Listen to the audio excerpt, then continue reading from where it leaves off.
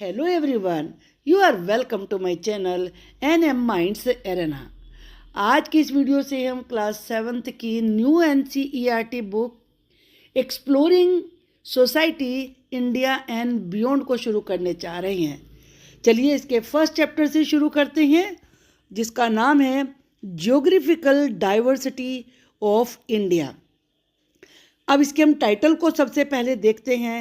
Geographical का मतलब होता है जो ज्योग्राफी से संबंधित है, मतलब लैंड फॉर्म्स, इसमें रिवर्स, माउंटेन्स, ये सब चीज़ें आती हैं। और डाइवर्सिटी का मतलब होता है वैरायटी, विभिन्नता ऑफ इंडिया। इंडिया में बहुत ज़्यादा ज्योग्राफिकल डाइवर्सिटी है। आप जानते हैं यहाँ पर डेजर्ट्स हैं, कोस्टल एरियाज़ हैं, प्लेन्स हैं, माउंटेन्स हैं, डेजर्ट हैं, स्नो कवर है माउंटेन्स की। तो इसी डाइवर्सिटी को हम इस लेसन में पढ़ने वाले हैं। सबसे पहले हम श्री अरबिंदो के द्वारा लिखित यहाँ पर एक कोट दी है, इसको समझते हैं इसका मतलब क्या है। टू अस, हमारे लिए, by its very geography the country India appears to be quite distinct from other countries. अगर हम ज्योग्राफी वाइज देखें तो इंडिया दूसरे कंट्रीज से बिल्कुल डिस्टिंक्ट लगता है। डिस्टिंक्ट का मतलब है डिफरेंट, अलग अलग दिखाई देता है। And that itself gives it a certain national character. और जो इसकी ये डाइवर्सिटी है, आई मीन ज्योग्राफिकल डाइवर्सिटी है, इससे ही इसको एक अलग स्वरूप मिलता है, एक अलग कैरेक्टर मिलता है। अब यहाँ पर आप देख रहे हैं ये जोग फॉल्स का दृश्य है। जोग फॉल्स इन कर्नाटका, ये कर्नाटका में है। Notice the plateau and the waterfalls. Plateau का मीनिंग आई थिंक आप जानते हैं। प्लेट्यू बिल्कुल टेबल लैंड की तरह से हैं, ऐसे जाते हैं फिर ऐसे आते हैं। ऊपर ये टेबल टाइप होते हैं। तो ज़्यादातर जितने भी वाटरफॉल्स हैं वो प्लेट्यू में मिलते हैं। The power of the waterfall is converted into electricity. जो गिरते हुए पानी की पावर होती है उसको इलेक्ट्रिसिटी प्रोड्यूस करने के लिए यूज़ किया जाता है, जिसे हाइड्रो इलेक्ट्रिसिटी, और जहाँ ये बनती है हाइड्रो पावर स्टेशन बोलते हैं। हाइड्रो का मतलब पानी होता है। हाइड्रो यहाँ पर लिखा भी है, hydro means water through special turbines. अलग तरीके की टर्बाइंस होती हैं जिनके ऊपर ये पानी गिरता है और वो रोटेट करती हैं और उससे इलेक्ट्रिसिटी जनरेट होती है। Now the big questions, what are some key geographical features of India. ये आप जानते हैं, जैसे मैंने अभी बताया, ऊपर से अगर हम लेते हैं माउंटेन्स हैं, इसके बाद आते हैं तो यहाँ पर प्लेन्स हैं, हम वेस्ट की तरफ जाते हैं तो डेजर्ट है, बीच में सारे में यहाँ पर रिवर्स हैं, नीचे की तरफ जाते हैं तो कोस्टल एरियाज़ हैं। तो there is so much variety in India. चलिए अब लेसन की शुरुआत हम करते हैं। 1984, Rakesh Sharma, the first Indian astronaut. Astronaut कौन होते हैं? वो साइंटिस्ट जो कि स्पेस में जाते हैं, उन्हें एस्ट्रोनॉट कहते हैं। To go into the space, space आसमान से भी ऊपर होता है। Spoke with the then prime minister of India. जब वो वहाँ पर पहुँचे थे तो उन्होंने उस समय की जो इंडिया की प्राइम मिनिस्टर थी इंदिरा गांधी, उनसे बात की थी। वैन शी आस्क हिम, जब उन्होंने, यानी कि प्राइम मिनिस्टर ने, इंदिरा गांधी जी ने उनसे पूछा राकेश शर्मा से, how does India look from space, space से इंडिया कैसा लगता है? ही रिप्लाइड, सारे जहाँ से अच्छा, better than the whole world, पूरी दुनिया से बेहतर। This is the title of a well known poem of early 20th century. ये एक कविता की टाइटल लाइन है। Look at the map of India at the end of this book. What are you able to observe, आप क्या देखते हैं? Recall का मतलब याद करिए। Your lesson on different types of land form. आप इससे पहले पढ़ चुके हैं कितनी सारी लैंड फॉर्म्स। माउंटेन्स होते हैं, प्लेन्स हैं, प्लेट्यूज मैंने अभी आपको बताया, टेबल लैंड इन्हें कह सकते हैं। Which land forms can you identify on the map. Map पे आपको लैंड फॉर्म को आइडेंटिफाई करना, पहचानना है। वो do the different colours on the map mean. अलग अलग कलर्स में आप देख रहे हैं, यहाँ पर मैप दिखाया गया है। तो इनसे आपको उन्हें पहचानना है। The legend on the map shows the heights of each area. As you go through this chapter, go through का मतलब यहाँ पर जाना नहीं है, यहाँ पढ़ने से मतलब है।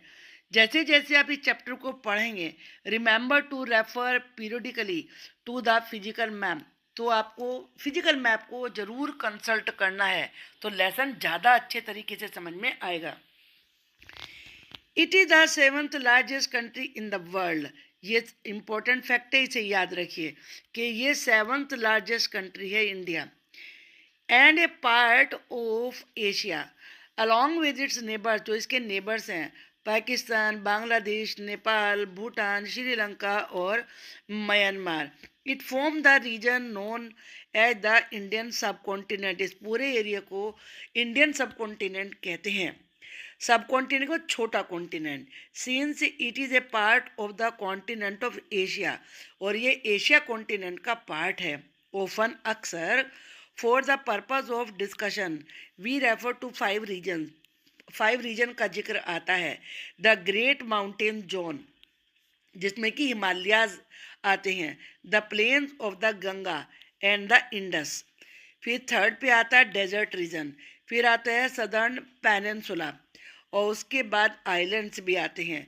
इन this chapter we will fly over these zones, हम इन जोन्स के ऊपर फ्लाई करेंगे, providing you with a bird's eye view of these features and offering glimpses, glimpses का मतलब झलक, of what things look like in closeup at some of these places. यहाँ fly से मतलब है कि आप इन चीज़ों को थोड़ा थोड़ा जानेंगे। जैसे ऊपर उड़ने से छोटी दिखती हैं चीज़ें, थोड़ी जानकारी मिलती है, ऐसे आपको इन सभी चीज़ों के बारे में, जो जोग्राफिकल डाइवर्सिटी है इंडिया की, उनके बारे में थोड़ा थोड़ा जानने को मिलेगा। It would be difficult to go into all the details at this stage, क्योंकि इस समय इस क्लास में आपके लिए इतने डिटेल में जाना तो डिफ़िकल्ट होगा। As you will soon see, India is large and diverse, India इतना बड़ा है और इतनी विभिन्नता लिए हुए है। The Himalayan mountain range stands as a natural barrier, ये नंबर 1 है। इन द नॉर्थ, नॉर्थ में है और ये नेचुरल बैरियर है, रुकावट है। वाइल द थार डेजर्ट, जो वेस्ट में है, and the Arabian sea marks it western limits, और साउथ में इंडियन ओशन है, and to the east the bay of Bengal है, जैसा कि आप यहाँ पर मैप में देख सकते हैं। फॉर्म ए नेचुरल बाउंड्री, ये एक तरीके से नेचुरल बाउंड्री है इंडिया की। These geographical features create a separation between India and the rest of the continent. India और बाकी जो कॉन्टिनेंट है एशिया का, उसके बीच में ये बैरियर बनाती हैं। And have played a crucial role, crucial का मतलब होता है important role in shaping India's climate, culture, history. ये इन 3 चीज़ों में बड़ा महत्वपूर्ण रोल अदा करते हैं। क्या? जो ये जियोग्राफिकल फीचर्स हैं इंडिया के। अब यहाँ पर आपको इंडिया की लैटिट्यूड लॉन्गिट्यूड को देखना है और फिर मैप को रीड करना है कि इंडिया कितने लैटिट्यूड पर और कितने लॉन्गिट्यूड पर स्थित है। फिर जो फिजिकल मैप आप लीजिए इंडिया का, जैसा अभी मैंने दिखाया भी था आपको, वहाँ पे सारे फीचर्स को पहचानना है। Let us now journey together from the Himalaya to the islands in the Indian ocean. चलिए अब शुरू करते हैं हम हिमालय से, जो कि बिल्कुल नॉर्थ में है, और आइलैंड्स जो कि इंडियन ओशन में है, onward to the east of India, और फिर जो इंडिया की ईस्टर्न साइड है वहाँ। The diverse colours on the map already gives us a sense of geographical diversity. जब आप इंडिया की मैप में अलग अलग लैंड फॉर्म को अलग अलग कलर से दिखाते हैं, तो वही से आपको पता चल जाता है कि कितनी डाइवर्सिटी है। फैमिलाइज का मतलब अपने को उनसे जान पहचान बढ़ाइए, किससे? जो इंडिया की लैंड फॉर्म्स हैं। Your self with the legend on the map, the different colours indicate the altitudes. और सबसे पहले आता है the Himalayas. Look at the length of the Himalayan range on the map. Map पर इंडिया की जो हिमालयन रेंज है, जरा उसकी लंबाई को देखिए कितनी लंबी है। It is like a massive wall, बिल्कुल एक दीवार की तरह से है। From the legend can you guess the altitude at different points of the Himalayas. आप इससे हिमालय अलग अलग पॉइंट पर कितनी उसकी हाइट है, ऑल्टीट्यूड का मतलब होता है हाइट, कि कितनी अलग अलग हाइट है वो आप इसमें देख सकते हैं। जो वर्ल्ड की सबसे हाईएस्ट पीक है हिमालयाज, वो भी इसी में है। These are satellite images of the Himalayan range. ये सैटेलाइट से ली गई पिक्चर्स हैं। Not that the length of the range is about 2500 kilometre. आप समझ सकते हैं कि हिमालय कितना बड़ा है। ये कोई छोटी मोटी दूरी नहीं है, ये किलोमीटर में है। तो जब इंडिया को हम ऐसे ऐसे देखते हैं तो ये जितनी भी डिस्टेंस यहाँ पर ये दिखाई गई है सारी, ये 2500 किलोमीटर है। The Himalayas seem to touch the sky. Himalaya ऐसा लगता है जैसे कि आसमान को टच कर रहा है। In fact many of its peaks are over 8000 metres in height. इसमें बहुत सारी पीक ऐसी हैं जिनकी हाइट 8000 मीटर्स से भी ऊपर है। And are together called the 8000ers, और इन्हें ही 8000ers कहते हैं। इंपॉर्टेंट चीज़ें याद रखिए। आपके लिए क्वेश्चन आ सकता है, व्हाट आर 8000ers। तो 8000ers are the peaks of the Himalayan range which are over 8000 meters in height. This mountain range stretches across 6 countries in Asia. ये 6 कंट्रीज में फैला हुआ है। ये नाम भी आपके लिए याद रखना बड़ा इम्पोर्टेंट है। ये इंडिया में है, नेपाल में, भूटान, चाइना, पाकिस्तान और अफ़गानिस्तान में। अब आपसे पूछ रहे हैं कि वर्ल्ड की हाईएस्ट माउंटेन बताइए, तो नेचुरली माउंट एवरेस्ट आप सभी जानते हैं ये। In the summer the snow on the mountains melts. जो जब गर्मियाँ आती हैं तो माउंटेन के ऊपर जो ऊंची ऊंची पीक्स हैं उन पे स्नो सर्दी में गिर जाता है, पूरी बर्फ़ से ढक जाती हैं। लेकिन जैसे ही समर आती है तो ये पिघलने लगती हैं। एंड फीड्स मेजर रिवर्स, और जो बड़ी बड़ी नदियाँ हैं उसको फीड करती हैं, मतलब उसे पानी से भरती हैं। Such as the Ganga, Indus, Brahmaputra. These rivers and their tributaries. Tributaries कौन होती हैं? जो दूसरी छोटी नदी जो इन बड़ी नदियों में आके मिल जाती है वो उसकी ट्रिब्यूटरी कहलाती है। जैसे कि गंगा की ट्रिब्यूटरी यमुना है, अलकनंदा है। Provide water for drinking. ये रिवर्स ड्रिंकिंग के लिए, फार्मिंग के लिए, इंडस्ट्रियल यूज़ के लिए वाटर प्रोवाइड करती हैं। और साथ में दूसरा रोल है connecting with the lives of hundreds of millions of people, और करोड़ों लोगों की जिंदगियों को जोड़ती हैं। हैंस अतः the Himalayas are sometimes called the water tower of Asia. इसीलिए इन्हें वाटर टावर ऑफ एशिया भी कहते हैं। ये क्वेश्चन भी आपको आ सकता है कि वाटर टावर ऑफ एशिया क्यों कहते हैं हिमालयन रेंज को? क्योंकि ये बहुत सारी रिवर्स को फीड करती हैं जब इनका स्नो मेल्ट होता है।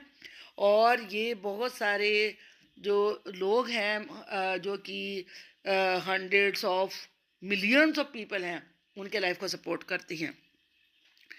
The Himalayas are also important to many cultures and belief systems. ये कल्चर के लिए भी इम्पोर्टेंट है। The mountain themselves are considered sacred. ये आप जानते हैं कि जो माउंटेन्स हैं उन्हें बड़ा पवित्र माना जाता है। And temples and monasteries have been built within them. और इसीलिए आप देखेंगे जितने भी मंदिर टेम्पल्स हैं वो ज़्यादातर माउंटेन्स में हैं, चाहे आपका बद्रीनाथ हो, केदारनाथ हो, वैष्णो देवी हो। और इसी प्रकार से बहुत सारी मोनेस्ट्रीज जहाँ पे मोंक लोग रहते हैं, ये बुद्धिस्ट में होती हैं। अट्रैक्टिंग मोंक, जिसमें आकर्षित होते हैं, मोंक कहते हैं भिक्षुक। And spiritual seekers from spiritual seekers भी सेजेस, सन्यासी लोग होते हैं। फ्रॉम अराउंड द वर्ल्ड, पूरी दुनिया भर से लोग यहाँ पर आते हैं। Who come to pray and meditate, और यहाँ पर आकर प्रे करते हैं और साथ में मेडिटेट, ध्यान साधना भी करते हैं। The Bhagirathi river a major tributary of the Ganga. Ganga की ये ट्रिब्यूटरी है। ओरिजिनेट्स का मतलब निकलती है, उत्पन्न होती है, फ्रॉम गोमुख। काउज माउथ, गो का मतलब काऊ और मुख का मतलब माउथ होता है, in Uttarakhand. It is the edge of the Gangotri glacier, ये गंगोत्री ग्लेशियर का एक तरीके से किनारा है। ये गोमुख है, यहाँ पर आप देख रहे हैं इसमें, इसमें पिक्चर में यही दिखाया है यहाँ। This glacier is one of the largest in the Indian Himalayas, जो गंगोत्री ग्लेशियर है ये सबसे बड़े ग्लेशियर्स में से एक है। इट इज़ कंसिडर्ड सैक्रेड, ये पवित्र माना जाता है। And attracts many pilgrims, pilgrims होते हैं तीर्थ यात्री, और ये बहुत सारे तीर्थ यात्रियों को आकर्षित करता है। Gomukh is also a popular trekking destination. आप जानते हैं बहुत सारे लोग ट्रैकिंग के शौकीन होते हैं, पैदल पहाड़ पर चढ़ते हैं, तो ये ट्रैकिंग की भी इम्पोर्टेंट प्लेस है। Next time you see the Ganga remember it journey began there, तो याद रखिए जब भी गंगा को देखो कि ये कहाँ से चल के आ रही है, ये गोमुख से आ रही है, जो कि गंगोत्री ग्लेशियर का किनारा है। How the Himalayas were formed, अब हिमालय बने कैसे थे, बहुत इंटरेस्टिंग यहाँ पे लिखा भी है। एन इंटरेस्टिंग स्टोरी से ध्यान रखिए आप। ए लॉन्ग लॉन्ग टाइम एगो, बहुत बहुत पहले की बात है ये, India was part of a much bigger land mass, India एक बहुत बड़े लैंड मास का हिस्सा था जिसे गोंडवाना कहते थे। Where its neighbour was Africa, और तब इसका पड़ोसी कौन हुआ करता था, अफ्रीका, जो आज कितनी दूर है। At some point it broke away, लेकिन कभी समय ऐसा आया कि ये वहाँ से टूट गया, गोंडवाना के टुकड़े हो गए। And slowly started moving north, और धीरे धीरे इसने नॉर्थ की तरफ सरकना शुरू कर दिया। अबाउट 50 मिलियन ईयर्स एगो, ये बात कही जाती है कि ये लगभग 50 करोड़ साल पहले हुई थी। It reach the land mass of Eurasia, ये यूरेशिया के लैंड मास, या जहाँ यूरेशिया की लैंड थी यानी कि यूरोप और एशिया, वहाँ पहुँच गया। एंड कोलाइडेड विद इट, उससे टकरा गया। As India pushed against Eurasia, क्योंकि इंडिया यूरेशिया को धकेल रहा था, the land between them crumpled, तो उनके बीच की लैंड भिज गई। एंड रोज अपर, ऊपर उठ गई। Just like how a carpet wrinkles when you push it, जैसे कोई मान लीजिए कारपेट पड़ी है, आप दोनों तरफ से उसे धक्का दीजिए तो बीच में सिलवटें पड़ जाती हैं, बिल्कुल लैंड का भी ऐसे हुआ। That's how the mighty Himalayan mountains were formed, तो इस तरीके से ये माउंटेन ही, जिसे हिमालयन माउंटेन कहते हैं, बना। और कहते भी यही हैं कि ये यंगेस्ट माउंटेन रेंज है पूरे वर्ल्ड की। अमेजिंगली, आश्चर्य की बात है, India is still pushing into Asia today, कहते हैं कि इंडिया अभी भी एशिया की तरफ ही सरक रहा है। Very slowly, about 5 centimetres each year, हर साल में 5 सेंटीमीटर आगे बढ़ जाता है।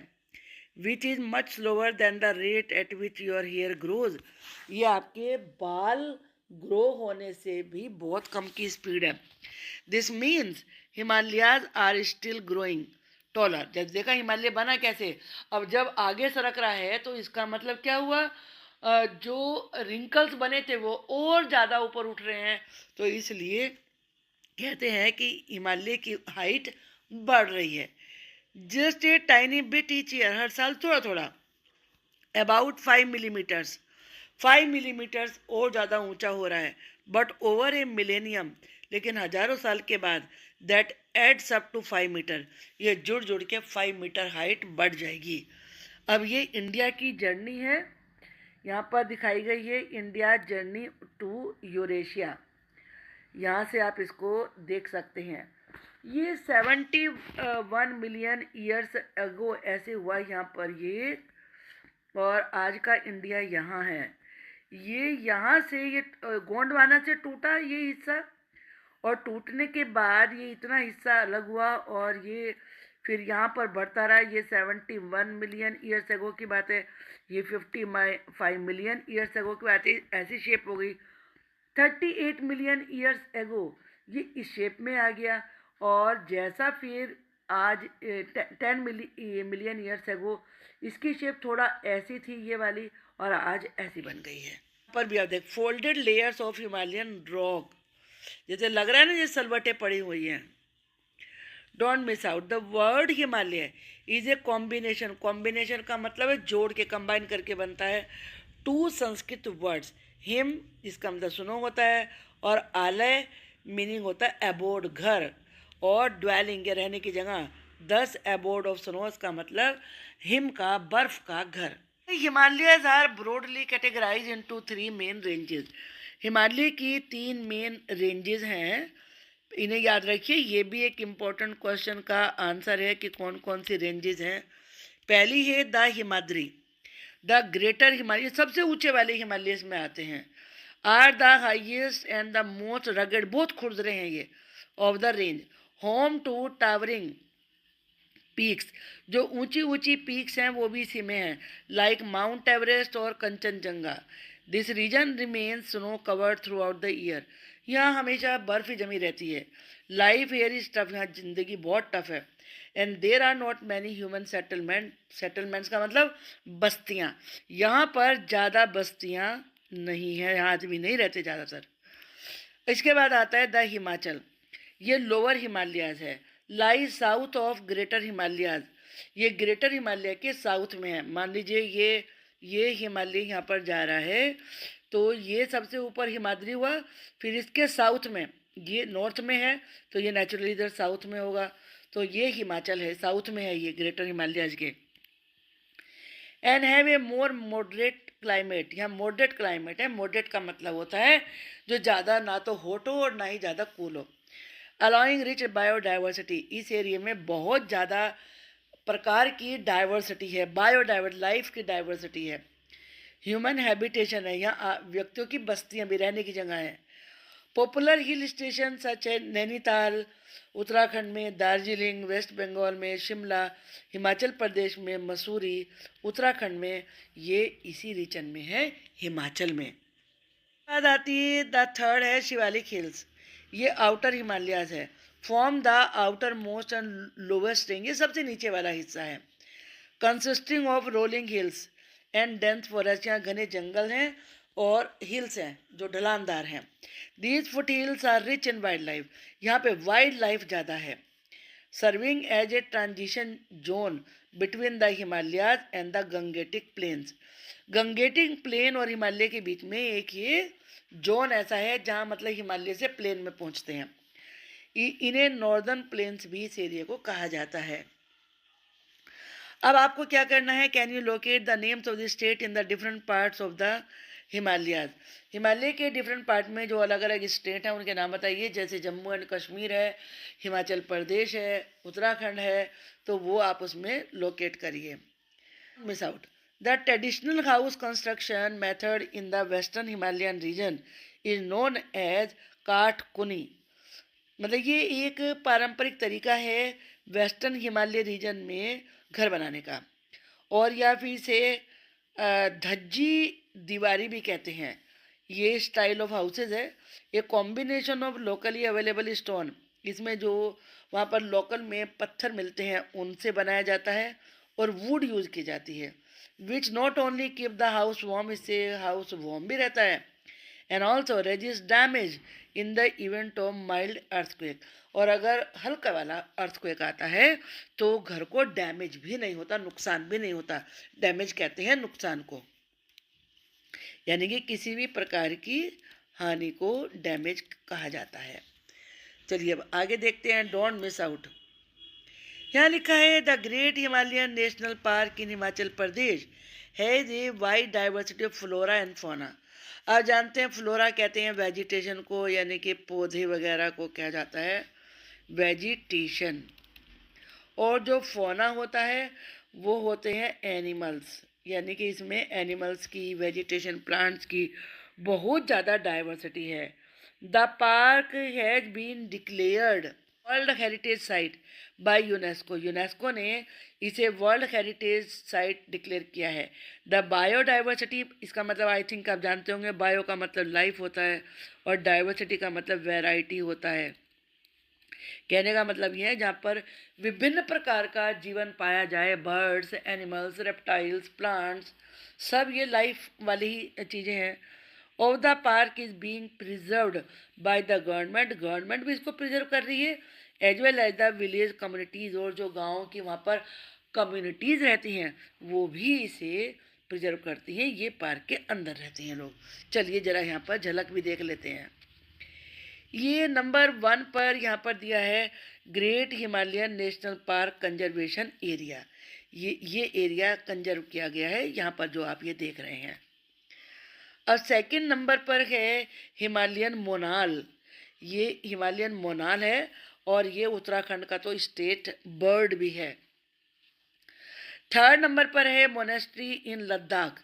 लद्दाख दिखाया है, यहाँ पर ये एक मोनेस्ट्री दिखाई गई है क्योंकि लद्दाख में ज़्यादातर उस एरिया में बुद्धिज़्म बहुत पॉपुलर है, तो वहाँ मोनेस्ट्री होती हैं। अब चलिए नंबर 4 पर हम देखते हैं। नंबर 4 पर दिया गया है the Beas river in Himachal Pradesh. Himachal Pradesh की ब्यास रिवर है ये, यहाँ पर है ये। और इसके बाद नंबर 5 पर है स्नो लेपर्ड। ये यहाँ पर आप देखेंगे ये स्नो लेपर्ड है। ये नेचुरली स्नो वाले एरिया में पाया जाएगा क्योंकि जब इसका तो नाम ही इसी प्रकार का है। इसके बाद नेक्स्ट है display of produce in local market in the Himalayas. Himalayas में जो अलग अलग चीज़ें मिलती हैं वो यहाँ पर डिस्प्ले की गई हैं। और ये रोडोडेंड्रॉन, ये टाइप ऑफ शरबत होता है, is made out of this flower. इस फ्लावर से बनाया जाता है ये। The cold desert of India. The word desert immediately evokes an image of a hot place. जब भी हम डेजर्ट की बात करते हैं, रेगिस्तान की बात करते हैं, तो हम दिमाग में यही आता है कि अरे बड़ा गर्म होता है। However there are also cold desert, cold deserts भी होते हैं। We have one in India, हमारे इंडिया में भी एक है। Ladakh is a cold desert where winter temperature drop below -30 degree. पहली बात तो अब इसको इम्पोर्टेंट है, इसको आप याद रखिए कि जो लद्दाख है वो कोल्ड डेजर्ट है। दूसरा यहाँ का टेम्परेचर याद रखिए -30 degree. There is very little rainfall, बहुत कम बारिश होती है। लैंडस्केप रगड है, खुरदुरा है। रॉकी टेरेन है यहाँ पर, मतलब चट्टान वाले मैदान हैं। डीप वैलीज हैं और लेक्स हैं सच एज पेंगोंग, सो means lake. The terrain here resemble that of the moon. ये जो टेरेन है बिल्कुल मून जैसा लगता है। आप देख रहे हैं ना, मून की शेप में ऐसे यहाँ पर ये ऐसे ऐसे लगते हैं गोल। Hence it is called moon land, इसलिए इसे मून लैंड भी कहते हैं।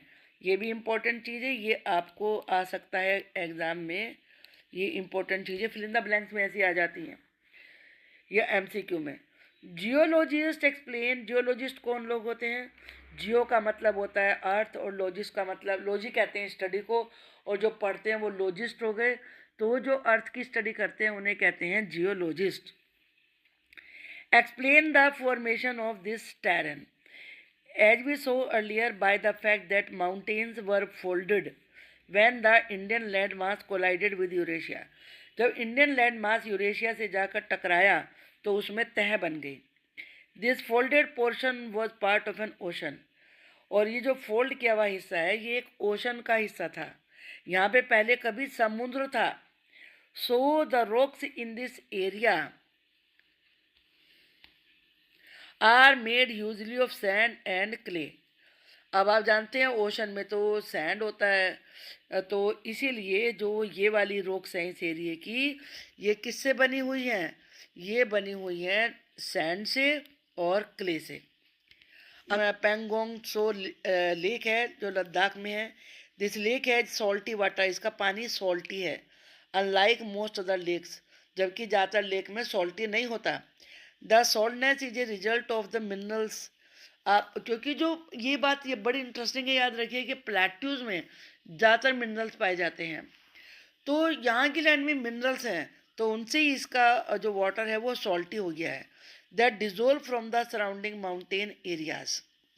और अभी आपने ये भी इंटरेस्टिंग बात पढ़ी कि जो यहाँ के ये माउंटेन हैं ये ओशन था इस जगह पर पहले, और ओशन में सैंड होता है और सॉल्ट होता है, तो इसीलिए इनसे सॉल्ट डिजोल्व होता है इस वाटर में, इसलिए ये सॉल्टी वाटर की लेक है।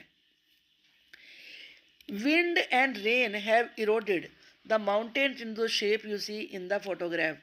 विंड से और रेन से इरोड का मतलब होता है घिस कर, घिस जाना। तो ये घिस गए हैं, इसीलिए ये ऐसे दिखाई पड़ते हैं और इनकी शेप बिल्कुल बदल गई है। डिस्पाइट द हार्श कंडीशन, बड़ी हार्श कंडीशंस हैं, Ladakh is home to unique wildlife. यहाँ फिर भी यहाँ की जो वाइल्ड लाइफ है वो बड़ी अनोखी है। जैसे यहाँ पर स्नो लेपर्ड्स हैं, आइबेक्स हैं और तिब्बतन एंटीलोप्स हैं। ये आपको आ सकता है क्वेश्चन कि यहाँ की वाइल्ड लाइफ, तो ये नाम आपको याद रहने चाहिए। तिब्बतन एंटीलोप में तो खैर है ही, लेकिन ये स्नो लेपर्ड्स और ibex. Ladakhi people lead a simple life, बड़ा सिंपल लाइफ जीते हैं। This region is known for its ancient monasteries, ये अपनी मोनेस्ट्रीज के लिए फेमस है जो प्राचीन काल से बनी है, और कलरफुल फेस्टिवल्स के लिए, such as Losar and Hemis festival.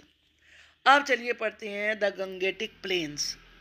As we move southwards from the Himalayas, जैसे हम हिमालय से साउथ की तरफ चलते हैं, we reach the vast and fertile Gangetic planes.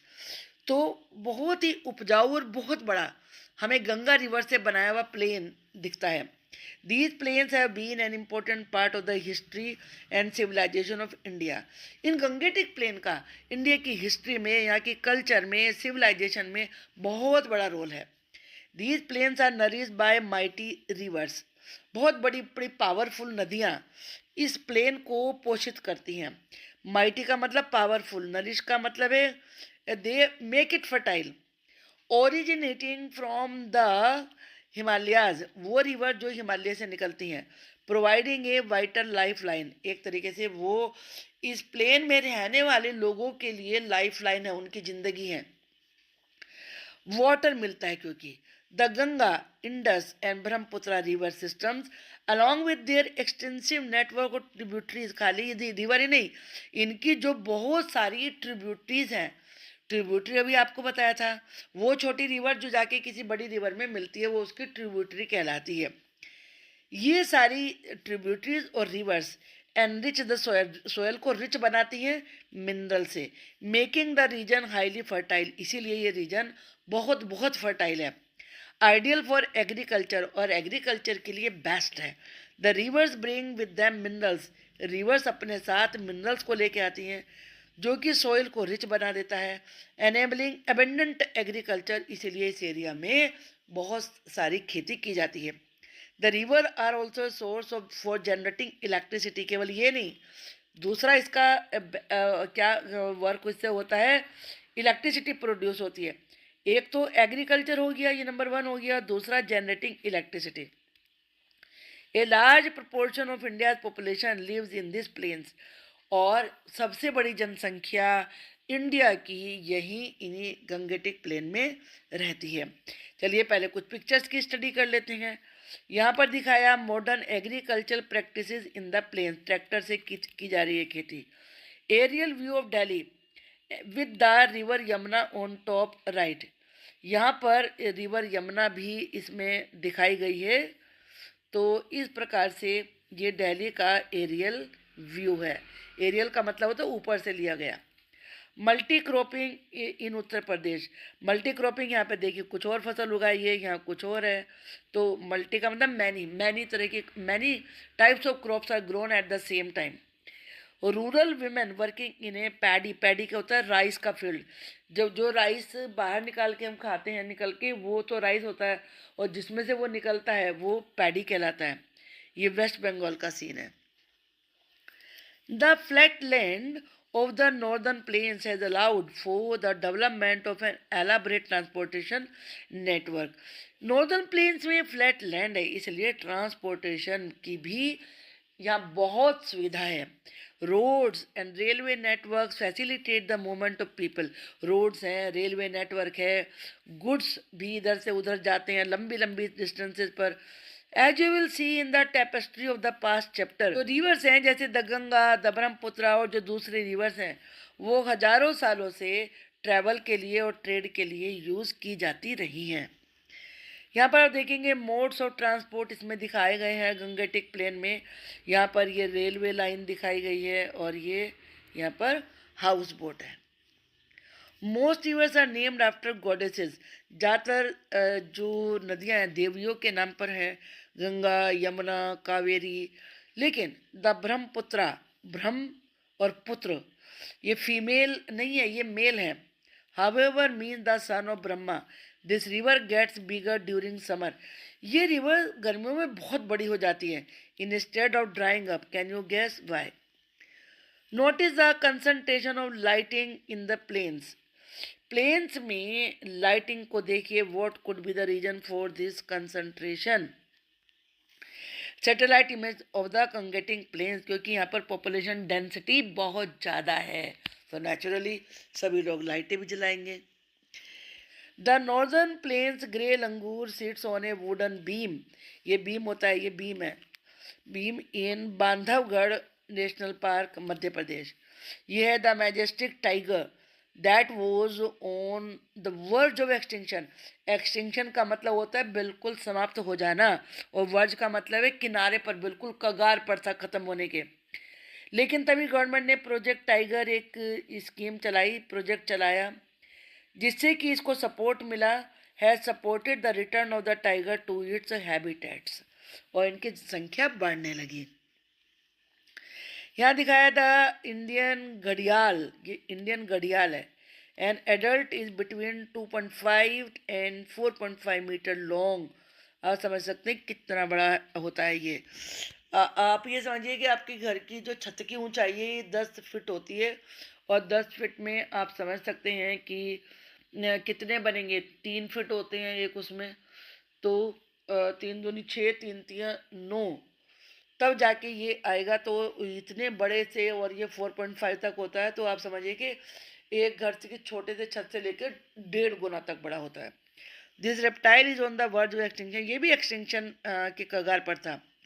There are laws हैं दैट प्रोहिबिट हार्मिंग इट और हंटिंग इट। लेकिन अब इसको नुकसान पहुंचाना, मैंने नुकसान पहुंचाना या फिर इसकी हंटिंग करना, सब पर रोक है। अ पीकॉक एंड पीहन, ये मोर है और ये मोरनी है। The Indian peacock is our national bird. That's all for this part of the video. The remaining portion we will read in the part 2. Till then, bye bye.